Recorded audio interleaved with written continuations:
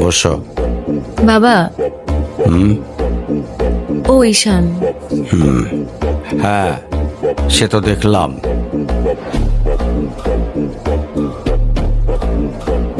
কি করো তুমি? আমি এলএলবি-তে লাস্ট ইয়ারে আছি। ও, স্টুডেন্ট। তোমার উদ্দেশ্যটা কিন্তু আমি বুঝতে পারছি।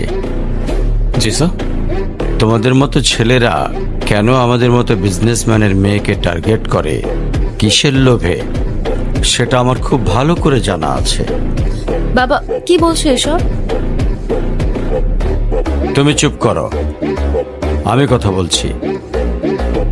তোমার ফ্যামিলিতে আর কে কে আছেন? বাবা মা দুজনেই আছেন, কিন্তু ফ্যামিলি বলতে আমি একা। তার মানে আমি তো ঠিক বুঝলাম না। তারা আমার সাথে থাকে না, সেপারেটেড। ও, বুঝতে পারছি। তা প্রবলেমটা কার ভেতরে? বাবা মাকে ছেড়ে চলে গেছেন নাকি মা বাবাকে? আপনি ঠিক কি মিন করতে চাচ্ছেন আমি ঠিক বুঝলাম না স্যার। আই মিন, ক্যারেক্টারের প্রবলেমটা কার ভেতরে ছিল, তোমার বাবার না মার? আরে সমস্যা তো আপনার ক্যারেক্টারে।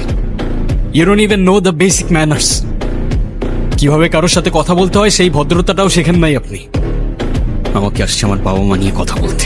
আর হোয়াট ইউ মিন ভাই তোমার মতো ছেলে? হ্যাঁ, কি টার্গেট করছি আমি? আপনার টাকা? অবভিয়াসলি, তা নয় তো কি? আপনার হয়তো আমার ব্যাকগ্রাউন্ড সম্পর্কে ধারণা নেই স্যার। আপনাদের মতো সো কল্ড বিজনেসম্যান আমার বাবার অফিসের লাইন দিয়ে দাঁড়িয়ে থাকে।